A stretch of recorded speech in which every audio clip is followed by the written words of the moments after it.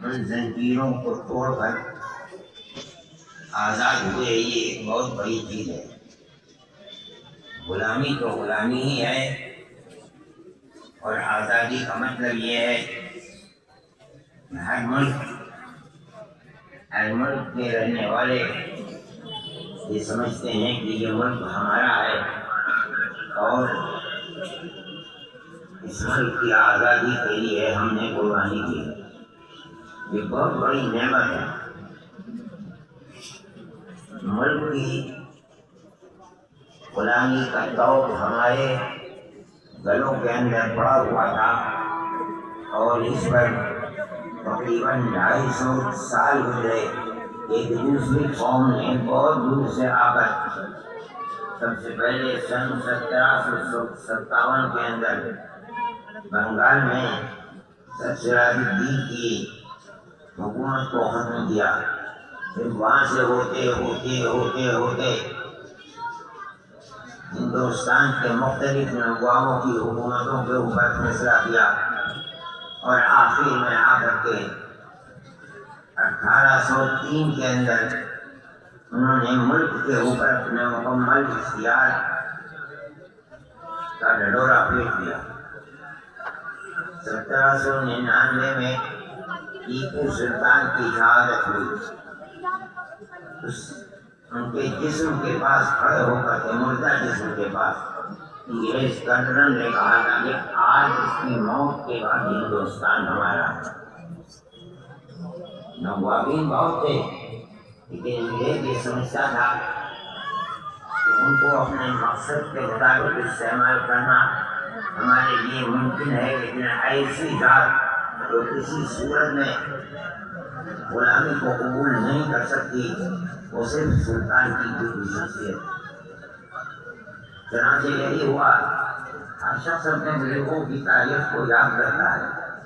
ہم بھی اپنی تاریخ کو یاد کرتے ہیں، اپنے بزرگوں کی تاریخ کو یاد کرتے ہیں۔ آپ لوگوں کو یاد رکھنا چاہیے، سننا چاہیے، پڑھنا چاہیے، یہ جاننا چاہیے۔ میں یہ بات کہتا ہوں کہ ملک کی آزادی کا سب سے پہلا پتھر مسلمان اور علماء نے رکھا۔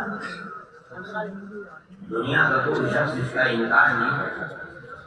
صحیح ہے، سراج الدین بنگال کی حکومت کو ختم کیا، انگریز نے رانچی کی حکومت کو ختم کیا۔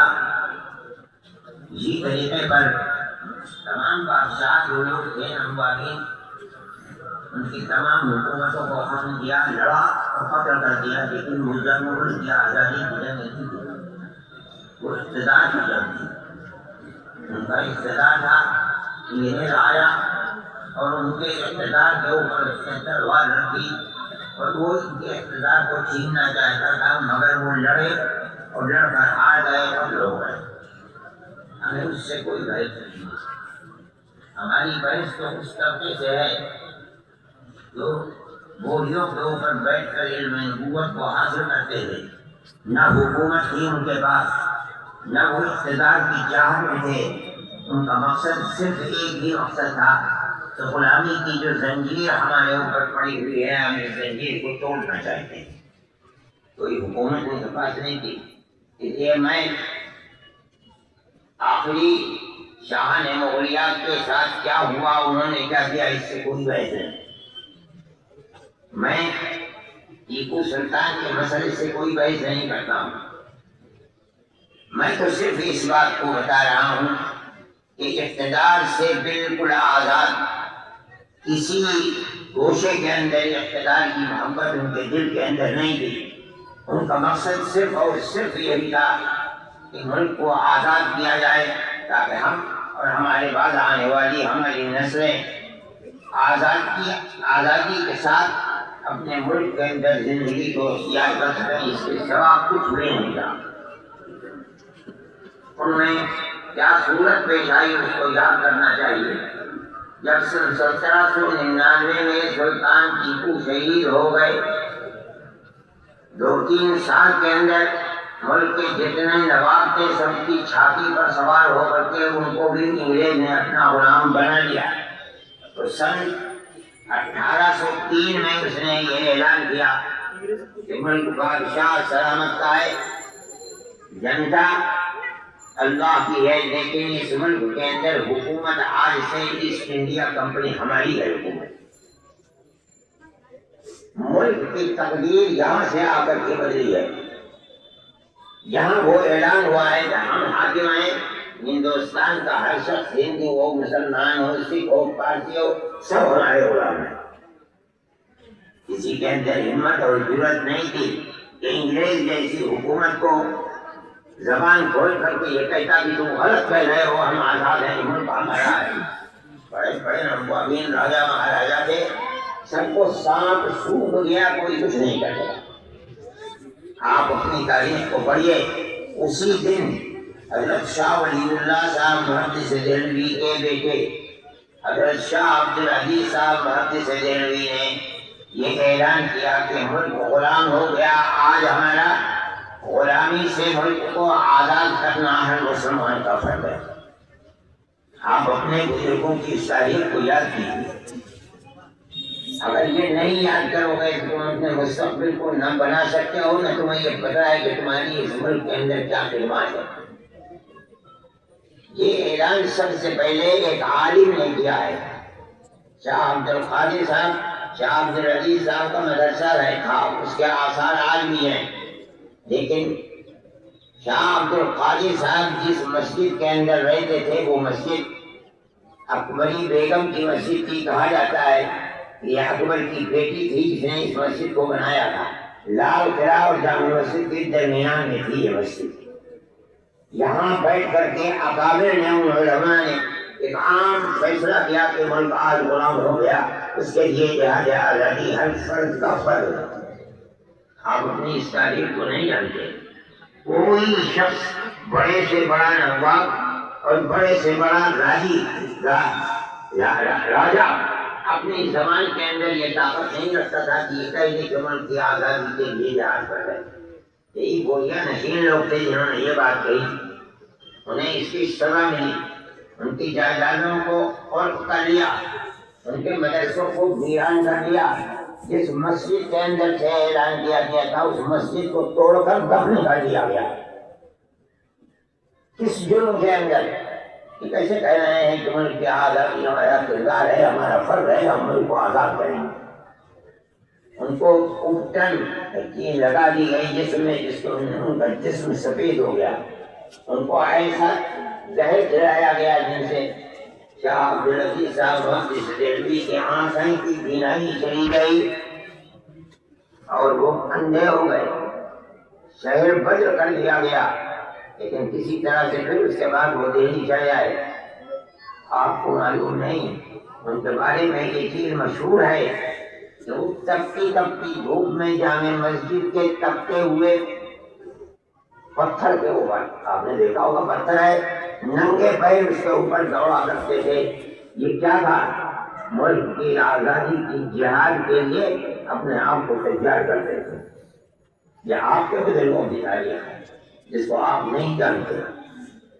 یہ اعلان ہی نہیں کیا انہوں نے، بلکہ اپنے شاگرد اور ایک ان کے خاندان کے فرد سید احمد شہید بریلوی جو حضرت علی میاں صاحب مرحوم کے آباء و اجداد میں ہیں، تکیہ رائے بریلی کے رہنے والے تھے، اور شاہ اسماعیل شہید رحمۃ اللہ علیہ، ان دونوں کو تیار اپنی زندگی کے اندر کر دیا ہزار مصیبتوں کے باوجود۔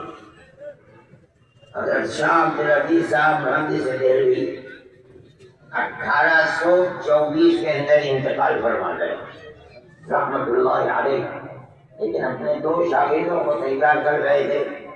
ان لوگوں نے پورے ہندوستان کا دورہ کیا، آج کی طرح نہ ہوائی جہاز سے، نہ اور کوئی راستہ تھا، جہاں دریا تھے وہاں کشتیوں کے اندر سفر، ان کا مظفر نگر تک آنا یہ ثابت ہے، اور گھوڑوں کا باندھنا وہاں رہنا یہ بھی ثابت ہے، بلکہ بالکل جنوبی ہندوستان میں کیرلا تک پہنچنا یہ بھی ثابت ہے تاریخ سے۔ کیوں سفر کیا؟ کوئی کاروبار تھا ان کا؟ نہیں، انہوں نے مسلمانوں کو جو بتایا کہ تم غلام ہو گئے ہو، تم اپنی غلامی سے آزادی کس طرح حاصل کر سکتے ہیں؟ یہ تمہارے آباء و اجداد کی تاریخ ہے۔ غازی بول گئے وہاں ایک شخص نے کہا کہ میں اپنی اولاد کو دیتا ہوں اسی لیے تاکہ وہ اپنے آپ کو جہاد میں آپ کے ساتھ کر کے اور شہید ہو جائے۔ چنانچہ خدا نے اس کی بات کو قبول کر لیا اور اس نے بہت بڑی رقم جو آج 50 کروڑ روپے کے برابر ہو سکتی ہے حضرت شاہ صاحب کو دی۔ چنانچہ جو لوگ بالاکوٹ کے میدان میں شہید ہوئے ہیں، غازی پور کے اس جوان کا بھی ذکر ہوتا ہے، باپ نے جو نیت کی تھی اللہ نے اس کی نیت کو قبول فرما لیا۔ میرے بھائی، سب سے پہلی آواز مسجد سے اٹھی، اس مسجد کو شہید کر دیا گیا۔ آج بھی اس مسجد کے نشانات موجود ہیں اور اتفاق یہ ہے کہ 7-8 سال پہلے پتہ نہیں کس طرح کس وقت کھود رہے تھے، اس مسجد سے آثار آ گئے۔ مسلمانوں نے سوچا، جب پتہ چلا کہ یہی وہ مسجد ہے جہاں سے آزادی ہند کی آوازیں نکلی تھی اور جہاد کی سبیل اللہ کیا گیا تھا، مسلمان ڈوب پڑا۔ میرے ہندو جو پھر پرست طاقتیں بھی انہوں نے اس کو دوبارہ نہیں کیا اور اس کے بعد حکومت کی قوت کے ساتھ اس کو پھر دوبارہ دفن کر دیا گیا۔ اگر آزادی کے قدر و قیمت پہچاننے والے لوگوں کی حکومت ہوتی تو اس مسجد کو نکال کر کے اور اس کو آثار قدیمہ میں رکھ کر یہ بتایا جاتا کہ انگریز کے غلامی سے نکلنے کی سب سے پہلے آواز یہاں سے اٹھی۔ نہیں کیا گیا، پھر اس کو دفن کر دیا گیا۔ لیکن میں ایک بات سوچتا ہوں کہ یار آدمی زمانہ کس طرح بدلتا ہے۔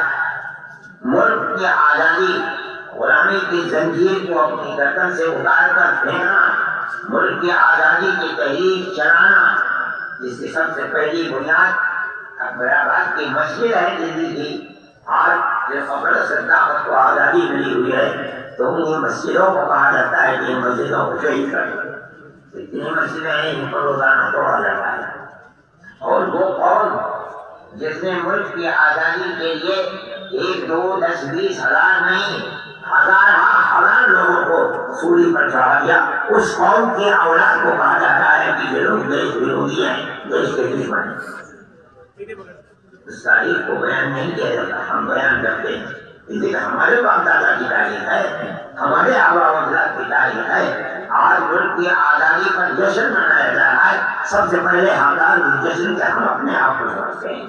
کوئی مائن کا جا رہا ہے تو بتائے کیا آزادی کی تحریک کہاں سے چلی ہے؟